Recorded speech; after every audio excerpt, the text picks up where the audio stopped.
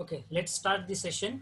Uh, so, as I said in my previous session, that Red Reckner book is there along with that advocate for the person who is going to do the buying and selling work of your property. So, we are discussing one example. Suppose your home is in Gopalpur, near to Krantivir Chowk. So, in that book, you will get the rate of open plot uh, for the different land which has been there in near to Krantivir Chowk. And also you will get the construction cost, okay, per square feet or in that particular area also. So based on that, you can decide the valuation of that property. Okay, that is just for the reference purpose, because when you go with that Red Reckner book, you will observe uh, that builder is asking for 15 lakh rupees, okay, for the property, and actual rate using the Red Reckner book that comes is just around 10 to 12 lakh, not more than that. Okay, then why this difference is there?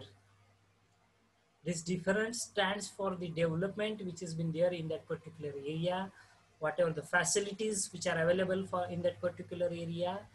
That is nothing but the market value. Okay, if you have all amenities or facilities present in your near locality, your home or your house is constructed in the vicinity of the nature, then definitely the market value goes on increasing.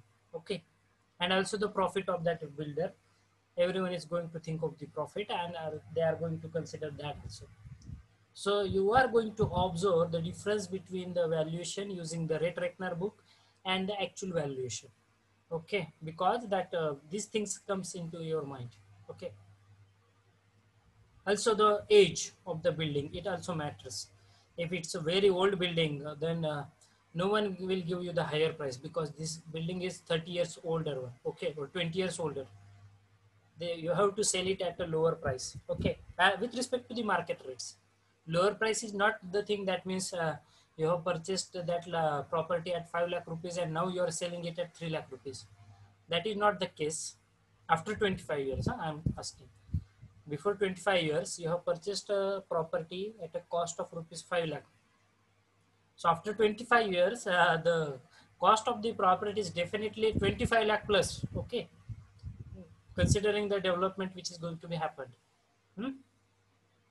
But if the building is older one, yeah, the building has passed 25 years, okay, and there is some deterioration or some creep shrinkage which was happened on that particular building. So minor cracks you are going to observe, plaster cracks, कुठेतरी slab गळतोय वगैरे वगैरे असं काहीतरी दिसते तुम्हाला बाहेरून. पडका भिंत किंवा पडका बिल्डिंग असं तुम्ही म्हणता ना, धोकादायक इमारती बघा, असं पाट्या लावलेल्या असतात आपल्या नगरपालिकेद्वारे किंवा कन्सर्न डिपार्टमेंटद्वारे. तर धोकादायक नाही म्हणत मी, पण त्या खूप जुन्या आहेत. ठीक आहे, मग खूप जुन्या बिल्डिंगची पण, ज्याला सॅल्वेज व्हॅल्यू म्हटलं जातं बिफोर डिमोलिशन, त्यांची प्राइस खूप कमी असते. ठीक आहे. So for making buying or selling of the property, you require the valuation. I hope this point is clear to everyone in detail. Still, if you are having any doubt, you can ask me. Then taxation. So fix the tax on your property. घरपट्टी भरतात दरवर्षी, सर्व लोक भरतात, बरोबर आहे. कोणी भरत नसेल तर सांगा मला. सो तुम्ही दरवर्षी घरपट्टी भरत असता, घरपट्टी असेल, पाणीपट्टी असेल, असं भरत असता, बरोबर आहे. घरपट्टी म्हणजे काय रे? घरपट्टी म्हणजे काय, तुमची लँड किंवा तुमची जी प्रॉपर्टी असते ती म्युनिसिपल कॉर्पोरेशन अंडर येत असते. ठीक आहे, आणि ज्यार जी ती म्युनिसिपल कॉर्पोरेशन अंडर येत असती, जस्ट अ मिनिट, या ज्या अर्थी ती म्युनिसिपल कॉर्पोरेशन अंडर येत असते त्या अर्थी ती you have to pay some tax on your property. तुमच्या प्रॉपर्टीवरती तुम्हाला दरवर्षी टॅक्स भरावा लागतो. ठीक आहे, त्याला घरपट्टी तुम्ही असं म्हणता. So that fixing of the tax, नेमका किती टॅक्स भरायचा हा कशावरती ठरलेला असतो, तर तुमच्या बिल्डिंगच्या व्हॅल्युएशनवरती तुमचा टॅक्स हा फिक्स केलेला असतो. ठीक आहे, तुमच्या बिल्डिंगच्या व्हॅल्युएशनवरती तुमचा टॅक्स फिक्स केलेला असतो. That is nothing but the taxation. मग हा फक्त घरपट्टीबद्दलच बोलत नाही मी, टॅक्स तुमच्या प्रॉपर्टीवरती सुद्धा येतो. ठीक आहे, इतर टॅक्स. ठीक आहे, अपार्ट फ्रॉम दॅट होम जे काय घरपट्टी वगैरे मी जसं सांगितलं, ठीक आहे, त्या व्यतिरिक्त इतर टॅक्सेस, इन्शुरन्स, वेल्थ टॅक्स वगैरे ते डिसाईड करण्यासाठी सुद्धा तुम्हाला व्हॅल्युएशनची गरज लागते. ठीक आहे, त्याला इन्शुरन्स किंवा वेल्थ टॅक्स असं म्हटलं जातं. ठीक आहे, संपत्तीचं, तुमच्या संपत्तीवरती तुम्हाला टॅक्स भरावा लागतो. आणि तुमचं घर म्हणजे तुमची संपत्तीच असते, प्रॉपर्टीच असते, घर असू द्या किंवा ओपन लँड असू द्या. त्यानंतर आहे रेंट फिक्सेशन. जर तुम्हाला तुमचं घर जर भाड्याने द्यायचं असेल, if you are interested to give your land on lease or on the rent. Okay, now there is difference between these two words, lease and rent. Lease is a for a longer duration and rent is for the fixed duration and periodic time. Okay, व 11 महिन्याचा rent असेल. ठीक आहे, basically जिथे agreement असणार आहे. ठीक आहे, so rent is different and lease is different. Okay, they are parallel, they are running parallel, but there is difference between the meaning of these two. Okay, in our upcoming chapter I will describe it in detail. So for fixing the rent for your house, जर तुम्हाला तुमचं घर भाड्याने द्यायचं असेल तर तुम्हाला आधी तुमच्या घराचं व्हॅल्युएशन माहीत पाहिजे. हा कन्सेप्ट आजपर्यंत खूप जणांना माहीत नाही. बरीचशी लोक अनभिज्ञ आहेत की भाडं कसं ठरवतात. ठीक आहे, नाही शेजारच्यानी 2 रूमला 5,000 घेतले म्हणून आम्ही 4,000 घेतोय किंवा आम्ही 4,500 घेतोय. ठीक आहे, झालं, फिक्स झालं भाडं. ऍक्च्युली तुमचं रेंट फिक्सेशन जे असतं ते तुमच्या बिल्डिंगच्या व्हॅल्युएशन वरती असतं, पण हे कुणी फॉलो करत नाही कारण प्रत्येक घरात सिव्हिल इंजिनियर नाहीये. ठीक आहे, so based on the market, based on the available sources, locality, तुम्ही तुमचा रेंट फिक्स करत असता. नाही आमचं एकदम पॉश एरियामध्ये घर आहे सर, तुम्हाला तिथं कुठलीच तकलीफ नाही, 24 तास पाणी आहे, इलेक्ट्रिसिटी आहे, सर्व फॅसिलिटीज अवेलेबल आहे.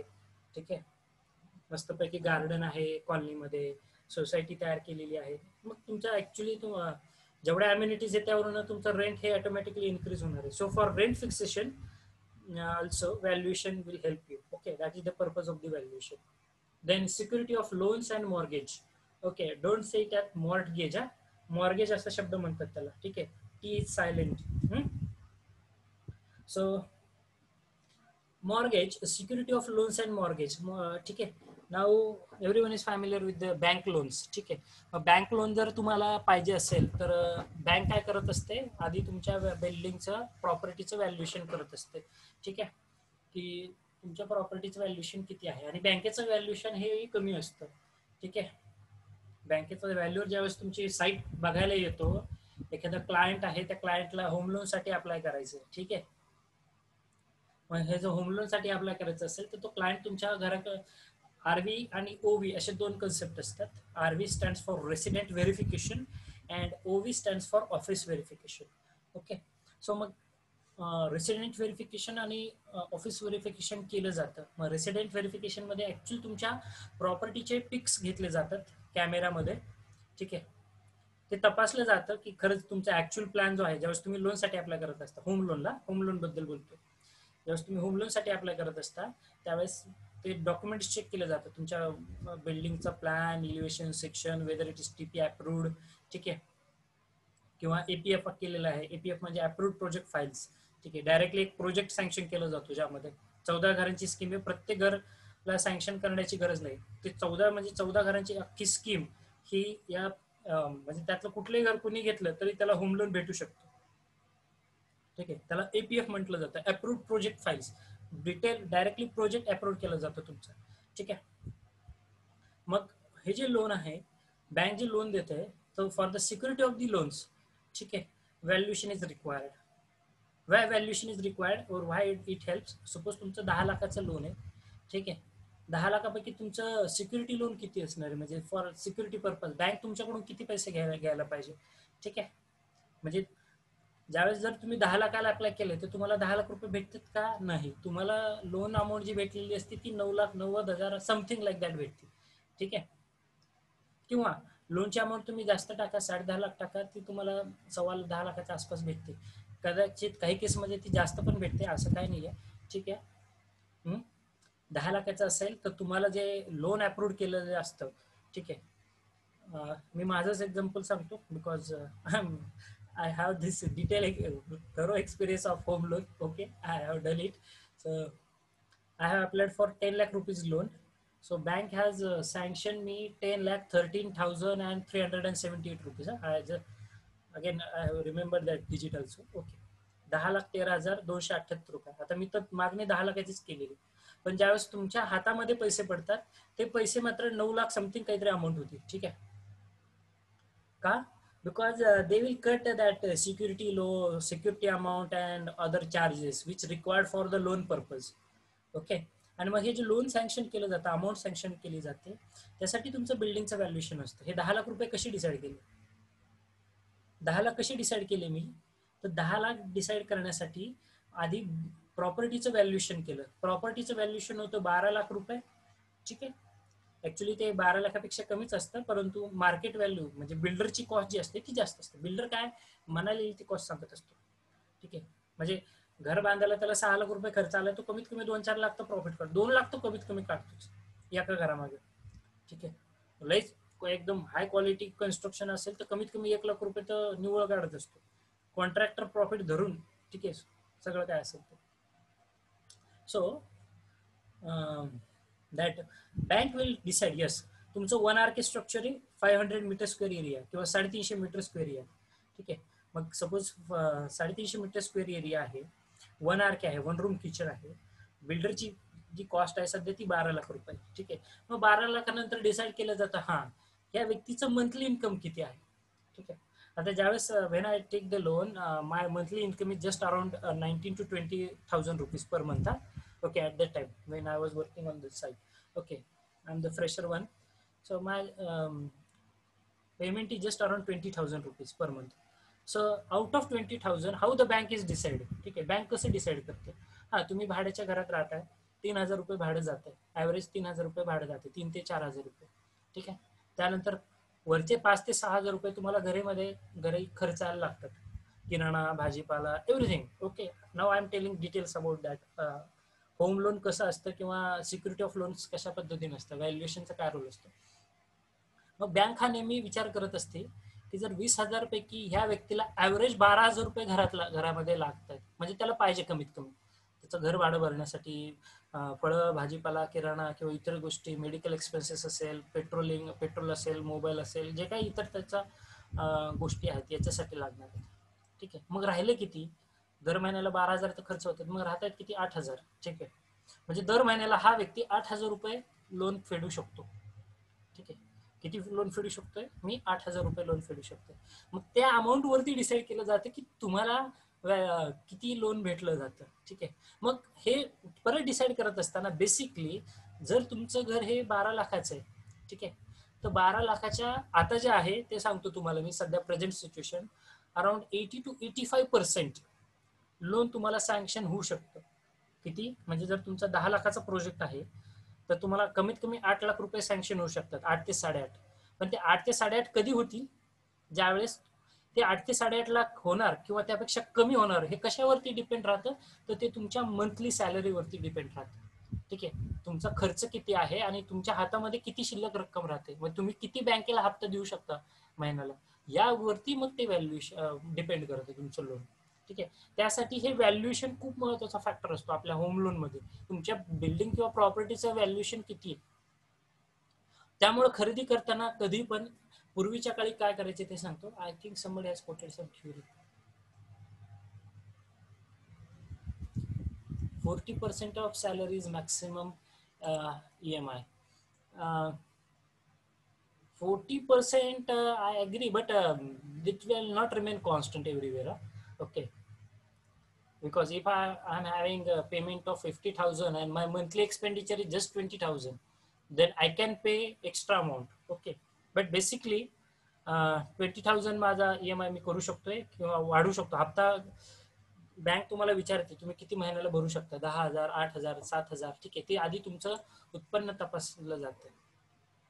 ठीक आहे. या in general it is 40%. Okay. But it is going to float. ठीक आहे. कारण तुमचं जे लोन असतं ते 2 प्रकारे असतं. एक असतं फिक्स मॉर्गेज आणि दुसरं असतं तुमचं फ्लोटिंग लोन. ठीक आहे. फ्लोटिंग मध्ये जसा होम रेट ऑफ इंटरेस्ट वाढतोय, आता बघा ऍक्सिस बँक किंवा आता सध्या होम लोन जे आहे ते सध्या 8.5, HDFC ला जाताल किंवा स्टेट बँकेत जाताल 8.5% तुम्हाला लोन भेटतंय, 8.5-9% पर्यंत. ते जर तुम्ही एखाद्या नॉन गव्हर्नमेंट बँक मध्ये जाताल, ठीक आहे, like DHFL, 10% home rate, 9.5% home rate. Axis bank private आहे, ती काय गव्हर्नमेंट नाहीये, त्यांचा रेट बघा 9.25 9.5% आहे. ठीक आहे, तर या गोष्टी कन्सिडर केल्या जातात बेसिकली तुमच्या, की तुम्ही किती पे करू शकता आणि तुमचा मंथली किती सॅलरी आहे, तुम्ही किती तुमच्या घरामध्ये खर्च राहतो. Generally 40% I agree, but it must get floated everywhere. Okay, it depends on bank also. ठीक आहे, हां, जर तुमचं उत्पन्न 50,000 आहे, तुमचा खर्च 10,000 होतोय, मग सर मी 40,000 भरू शकत नाही का? भरू शकता, उलट तुमचं रेट ऑफ इंटरेस्ट कमी होतो. ठीक आहे, खूप कमी होतो. आणि ज्यावेळेस ऍक्च्युअली तुम्हाला बँक मी जसं म्हटलं ना 80 ते 85% पर्यंत लोन सँक्शन होतं तुमच्या प्रॉपर्टी व्हॅल्यूच्या. आणि त्यामुळे कधी पण व्हॅल्युएशन ज्यावेळेस तुम्ही खरेदी करता, आपलं व्हॅल्युएशन हे कमी दाखवायचं नाही, जे व्हॅल्युएशन ठरलेलं आहे तेच दाखवा. ठीक आहे, बहुतांश वेळेस काय होतं की बाबा, कारण जितकं तुम्ही तुमच्या प्रॉपर्टीची व्हॅल्यू जास्त दाखवता, तितकं तुम्हाला चार्ज किंवा टॅक्स जास्त पे करावा लागतो. ठीक आहे, ज्याला तुमचा सर्व्हिस टॅक्स म्हटलं जातं ना, वॅट. ठीक आहे, सध्या सर्व्हिस टॅक्स 7%च्या आसपास, 7 आणि 10% आसपास होता तो. आता कमी झालाय, I don't know in pandemic situation. सध्या रेट रेकनर बिल्डिंगचे रेट सुद्धा 5%, ॲव्हरेज 5% घसरलेत ऑल ओव्हर इंडिया. ठीक आहे, रेट रेकनर मध्ये सुद्धा व्हॅल्युएशन कमी झालेलं आहे सध्या. ठीक आहे, not fix digit I can give you, but 5% that I have heard. ठीक आहे, 5%च्या आसपास तरी रेट उतरलेत सध्या. मग कारण बहुतांशी वेळेस काय होतं, तुम्ही प्रॉपर्टीचं व्हॅल्युएशन कमी दाखवता. व्हॅल्युएशन कमी का दाखवत असता? कारण त्याच्यावरती सर्व्हिस टॅक्स आणि जो वॅट बसतो तुम्हाला, तो तुम्हाला कमी भरावा लागतो. ॲव्हरेज 10% जरी म्हणलं तर 10 लाखाला 1 लाख तुम्हाला खरेदीला लागतात नुसते. ठीक आहे, त्या प्रॉपर्टीची खरेदी करायला, खरेदी खताला तुम्हाला खरेदी करण्यासाठी 1 लाख रुपये टॅक्स भरावा लागतो, त्या 10 लाख व्यतिरिक्त. म्हणून बरीचशी लोक प्रॉपर्टीचं व्हॅल्युएशन हे कमी दाखवतात. ठीक आहे, नाही बाबा सर, ठीक आहे 50 करोडचा प्लॉट माझा बंगला आहे आणि तो ऍक्च्युअल व्हॅल्युएशन 30 करोड दाखवतो, कारण तेवढा टॅक्स कमी बसतो ना. पण आपण फक्त तो छोटासा विचार करतो त्यावेळेचा टॅक्स वाचवण्याचा. पण नंतर ज्यावेळेस तुम्ही प्रॉपर्टी सेल करायला जाता, क्लायंटला तुम्ही काय दाखवणार आहे? 30 करोडच खरेदी खत दाखवणार आहे ना. त्याला थोडी माहिती तो 50 करोडला तुम्ही घेतलेला आहे तो प्लॉट. बरोबर आहे ना. आणि जर तुम्ही गरजेमध्ये असताल, खूप एमर्जन्सी तुम्हाला तुमचा प्लॉट परचेस सेलच करायचा आहे, खूप अडचण आहे पैशांची, तर त्या केसमध्ये मग तुम्ही लॉसमध्ये जा. त्यामुळे ऍक्च्युली असं ठेवा की जेवढे अमाऊंट असेल तेवढंच हे करा. असं तुम्हाला कोणतेच बिल्डर किंवा इंजिनियर सांगणार नाही. ठीक आहे, ते तुम्हाला सांगतील नाही सर कमीच करा, म्हणजे आपल्याला टॅक्स कमी भरावा लागतो. इव्हन ते वकील जे क्लेरिकल कामं करतात या गोष्टीतले, ती लोक सुद्धा तेच, तसं करू नका बेसिकली. ठीक आहे, कारण तुम्हाला तुमची प्रॉपर्टी भविष्यात जर कधी सेल करायची जर वेळ पडली, तर मग मात्र तुमचं तिथं व्हॅल्युएशन हे कमी झालेलं असतं. ठीक आहे, हॅम्पर होत नाही काही, कारण आहे प्रॉपर्टीला 10 वर्षापूर्वी प्रॉपर्टी तर 100% तुम्हाला रेट जास्तच भेटणार आहे. ठीक आहे, तरी पण then compulsory acquisition again whenever there is some government project. आता हे कन्सेप्ट कुठं लागू होतो पर्पज ऑफ व्हॅल्युएशनचा? whenever there is some government projects which are running, okay, so there is some national highway construction is there, or some railway line is going through your farm. Okay, तुमच्या agricultural land मधून national railway line जाणार आहे आता, तर मग ते railway department काय करतंय, त्या ज्या शेतकऱ्यांच्या शेतातून ती त्यांचा रेल्वे लाईन जाणार आहे त्या शेतकऱ्यांना भेटतात आणि ती जागा ऍक्वायर करावी लागते, ज्याला भूसंपादन असं म्हणतात. आता 2013ला तो कायदा बदलला माहिती का भूसंपादनचा. ठीक आहे, नवीन कायदा, कारण बऱ्याचशा लोकांचा जे तुमचं समृद्धी महामार्ग योजना होती, त्यानंतर अजून एक योजना होती आपल्या भारतामध्ये, त्याला बऱ्याच लोकांचा विरोध होता, म्हणजे बरेच शेतकऱ्यांचा वगैरे, तर त्यांनी डायरेक्ट तो भूसंपादन कायद्यामध्येच बदल केलेले. ठीक आहे, मग हे जागा ज्यावेळेस तुम्हाला ॲक्वायर करायची असते, ठीक आहे, एखाद्या गव्हर्नमेंट एजन्सीला, डिपार्टमेंटला, कारण तिथून रेल्वे लाईन जाते, रोडवे जाते काहीतरी, तर त्या केसमध्ये तुम्हाला कॉम्पेन्सेशन दिलं जातं तुमच्या जागेच्या बदल्यात. तुमची जागा ही जाणार आहे, त्या बदल्यात हे तुम्हाला कॉम्पेन्सेशन किंवा रिकव्हरी ज्याला म्हटलं जातं. ठीक आहे, मग हे जागा किती कॉम्पेन्सेशन द्यायला पाहिजे, तर ते कसं ठरवलं जातं, तर ते तुमच्या व्हॅल्युएशन वरती ठरवलं जातं की तुम्हाला किती कॉम्पेन्सेशन पाहिजे. ठीक आहे, किती कॉम्पेन्सेशन मिळायला पाहिजे तुमच्या जागेसाठी. 4 इंच किंवा 4 फूट जागा जाते. ठीक आहे, आता suppose national highway basically widening of road होतं. ठीक आहे, जर नियमाच्या बाहेर म्हणजे तुमच्या जागेतून, खरं तुमच्या हक्काच्या जागेतून जर सरकार तुमची जागा घेऊ इच्छितो, भूसंपादित करू इच्छितो एखाद्या प्रोजेक्टसाठी, तर त्या केसमध्ये सरकार तुम्हाला पैसा देतो. पैसा चिक्कार भेटतो, ठीक आहे, पण लोक उगाच आडकाठी करतात, ठीक आहे, ॲक्विजिशन मध्ये. मग हे पैसा कसा ठरवला जातो, तर तो तुमच्या बिल्डिंगच्या किंवा त्या ओपन लँडच्या व्हॅल्युएशन वरती ठरवला जातो, ठीक आहे. So for compulsory acquisition also you require the valuation and again valuation is required, that is for the valuation of the property, then reinstallment, insurance, ठीक आहे. इन्शुरन्ससाठी सुद्धा तुम्हाला व्हॅल्युएशन लागतं, ठीक आहे, इन्शुरन्स जर करायचं असेल तर, कारण इन्शुरन्स हा व्हॅल्युएशनवरती डिपेंड करतं. किती लाखाचा इन्शुरन्स आहे, तर तुमच्या प्रॉपर्टीचं व्हॅल्यू किती आहे त्याच्यावरती तुमची इन्शुरन्सची अमाऊंट ठरली असते. I hope everybody understood the purpose of valuation. Is there any doubt to anyone now in this part? See, I am spending so much time on such things, because everything you must know. Actually, this unit will take us only 2 hours to finish. Just definitions are there. But still, I am going in detail because you should know such things. What is valuation, loan, वगैरे. Everyone is dreaming of your own home, ठीक आहे, if you are not having. प्रत्येकाचं एक स्वप्न असतं की स्वतःचं घर असावं, आणि या स्वप्नाचा पाठलाग करत असताना बँक लोन तुमच्या मागे लागतं, ठीक आहे, जर तुमच्याकडे सोर्स अवेलेबल नसेल तर.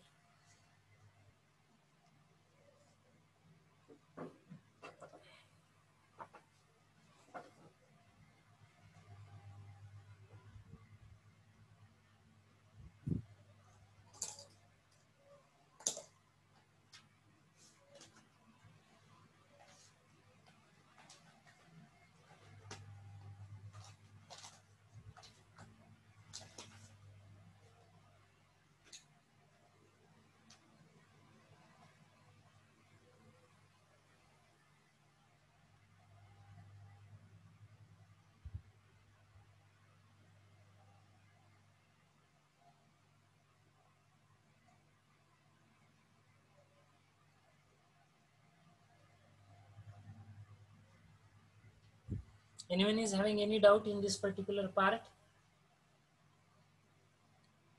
Dear students, respond. ज्ञानेश्वरी, प्रणाली, Pravin Pawar, Abhijit, Sakib, Satyavan, Suraj is there. Observe. Roll number 1, roll number 11 is also there. हाँ, समजलंय का नाही मुलांनो? रिस्पॉन्ड करा, एक दोघांनी तरी करा कमीत कमी. Mahesh,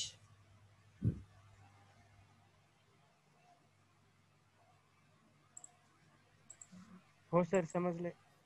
okay okay, thank you. एक मिनिट आहे.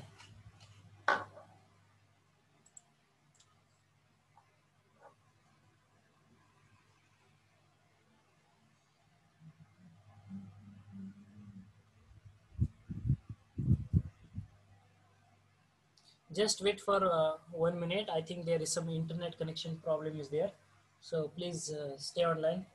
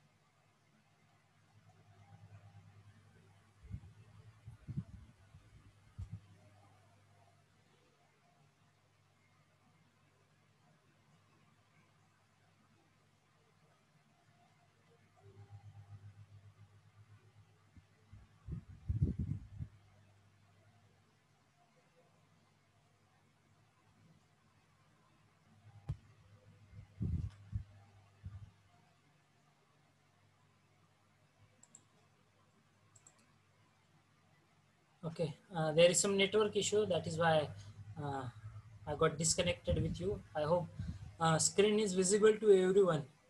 Can you able to see the screen? Hello, everyone. Can you able to see the screen, complete screen, or I will just quit? I will stop share and again I will share the new screen. Yes, now it is visible, everything is okay. Okay, so I hope this is clear to everyone. Now the next part, we have discussed everything, rent and taxation and everything.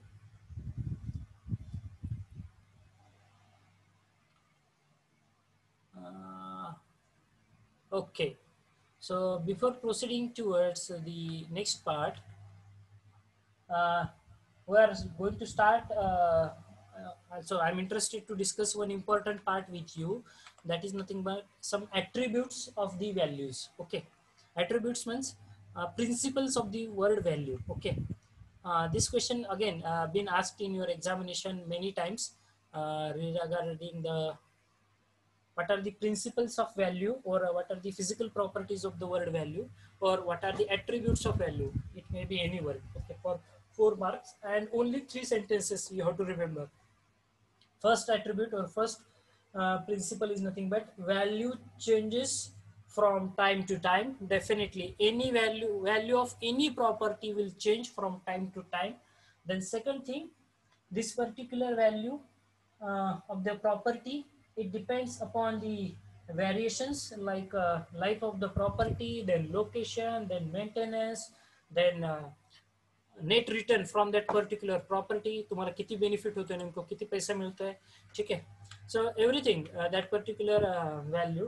And third attribute is nothing but value of the property, it gets affected, that is due to the uh, recession in the economy, or it may be a natural hazard. Suppose some earthquake is going to happen, so because of that the value of the property may get changed. Okay, or it may affect that particular value of the property. Okay, so that are nothing but the 3 major attributes of the word value. Okay, I hope everyone will remember this. Now the next part, as far as this valuation is considered, okay, is nothing but we are going to start with the types of the word values. Okay, what are the different types of the values that we are having, and what are the factors which will affect the valuation of the property. Only this thing is remained in this particular chapter. So let us we will see one by one types of the values. Okay, so first value is nothing but as you can see on the screen, first I have written as a scrap, and then I have written as a salvage value. But before that I will proceed towards the first type of the value. We called it as book value. Okay, it is not there in the presentation, so please listen carefully. So book value is nothing but it is the amount shown in the account book of that can be obtained on the deduction of depreciation. Okay, and this book value of the property at a particular year is nothing but the original cost minus the depreciation up to the previous year. Okay, I hope everyone is getting what I'm saying. I know. So what is book value? Okay, let us discuss. Chalo. So book value is nothing but that amount which is written in the account book of any, suppose, municipal corporation, or it may be your Nagarpalika, Mahanagarpalika, whatever the concerned departments. Okay, it is nothing but the amount which is shown in the account book of that registry office. Okay, त्या registry ऑफिसमध्ये तुमच्या value प्रॉपर्टीसाठी एक amount लिहिलेली असते. ठीक आहे, ती amount त्या रेट रेकनरवरच डिफाईन केलेली असते. So whatever the amount which is shown in the account book of that registry in the, it may be in your municipal corporation or whatever it may be. Okay, that amount or that that particular amount we called it as a book value. Okay, so basically book value you are going to observe in the account book of that registry office of municipal corporation, or your Mahanagarpalika asel, or any other concerned department. Okay, now how this book value is calculated? So the very simple formula we have to use. Our book value is nothing but the total cost of construction which is required minus depreciation which is going to be happened. Now what is depreciation? Depreciation is nothing but loss in the value of the property due to its wear and tear. म्हणजे जर तुमची इमारत जर जुनी झाली असेल तर निश्चितचपणे तुमच्या त्या इमारतीमध्ये डिप्रिशिएशन झालेलं असणार आहे, loss in the wear and tear. कुठेतरी कलर गेलाय, कुठेतरी पेंट उडालाय, कुठेतरी प्लास्टर खराब झालंय, कुठेतरी क्रॅक पडलेला दिसतोय जुन्या इमारतीला. हे काय झालं रे? हे काय इंडिकेट करते? डिटोरिएशन झाले किंवा डिप्रिशिएशन असं म्हटलं जातं. So depreciation is nothing but loss in the value of the property due to its wear and tear. And what is book value? Book value is nothing but original cost of that particular property minus depreciation of that particular property for that particular year. ठीक आहे, for that particular year. म्हणजे जर मी एक घर आहे, समजून घ्या, एक घर आहे 10 वर्षापूर्वी बांधलेलं आहे. ठीक आहे, म्हणजे माझं घर किती जुनं आहे? 10 वर्ष जुनं आहे. ठीक आहे, मग मला ज्यावेळेस त्याची बुक व्हॅल्यू काढायची असते तर मी बुक व्हॅल्यू कशी काढणार आहे? Original cost. मला सपोज 10 वर्षापूर्वी 10 लाख रुपये खर्च आलता. ठीक आहे, original cost of construction minus depreciation which is going to happen. मला त्यावेळेस 10 लाख रुपये खर्च आलता. त्यानंतर पहिल्या वर्षी काहीतरी वियर अँड टियर झालंय तर तुमच्या बिल्डिंगची जी कॉस्ट आहे ती कमी झाली. ठीक आहे, दुसऱ्या वर्षी अजून डिप्रिशिएशन झालं, अजून किंमत कमी झाली, तिसऱ्या वर्षी अजून थोडी किंमत कमी झाली. असं दरवर्षी तुमच्या बिल्डिंगच्या व्हॅल्युएशन मध्ये किती डिक्रीमेंट होते due to its wear and tear, depreciation किती होते, तुमच्या घराची किंमत किती होते. ठीक आहे, मग हा दोन्हीचा जो डिफरन्स असतो that is nothing but the book value. आणि ही बुक व्हॅल्यू तुमच्या अकाउंट बुक मध्ये रजिस्टर केलेली असते त्या त्या कन्सर्न डिपार्टमेंटमध्ये. ठीक आहे, तुमच्या प्रॉपर्टीची book value. Okay, I hope you are getting this. Now, the next category of that particular types of value is nothing but the scrap value. Now, as you can see in the screen, the scrap value is the value of the dismantled material. म्हणजे जे बांधकाम, जे घर तुम्ही तोडलेलं आहे आणि तोडल्यानंतर त्याची किती किंमत आहे. The scrap value is nothing but the value of the dismantled material. ठीक आहे, बेसिकली तुम्ही स्क्रॅप मर्चंट वगैरे बघितलं असेल, भंगारचं दुकान, तिथं काय तर खराब झालेलं मटेरियल आपण तिथं नेऊन देत असतो. ठीक आहे, तसंच बिल्डिंग मध्ये सुद्धा बिल्डिंगची स्क्रॅप व्हॅल्यू म्हणजे काय असतं? Scrap value of the building is nothing but value of the dismantled material. That means after dismantle we will get the steel, brick, timber. In case of the machines, scrap value is nothing but the metal or dismantled parts. Okay, so generally the scrap value of the building is about 10% of the total cost of construction.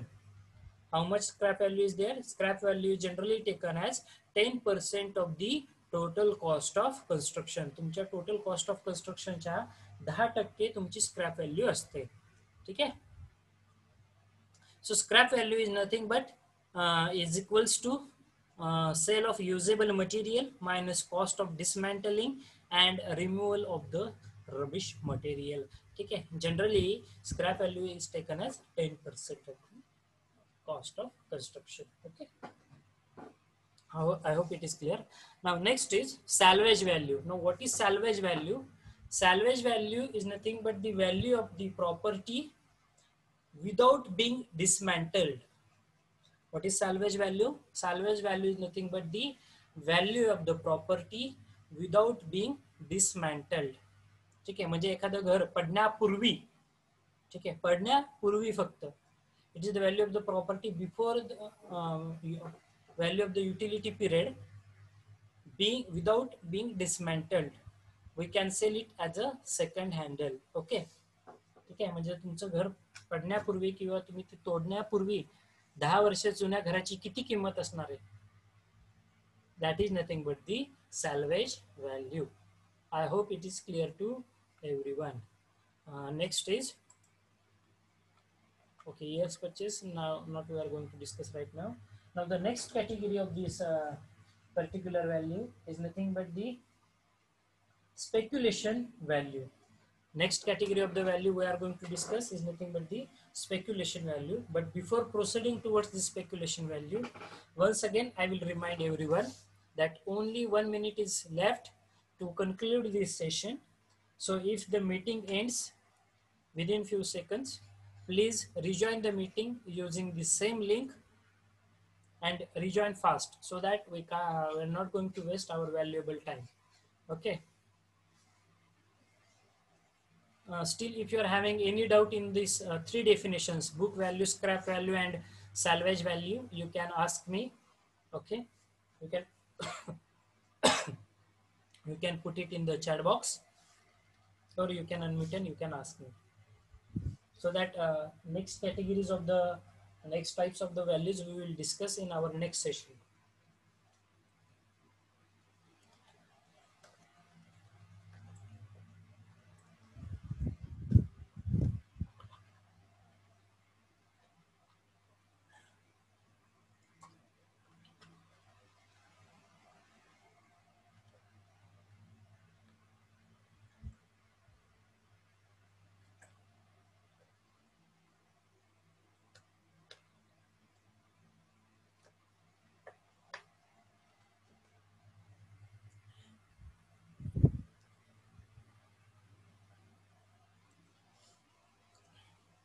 Please rejoin the session using the same link.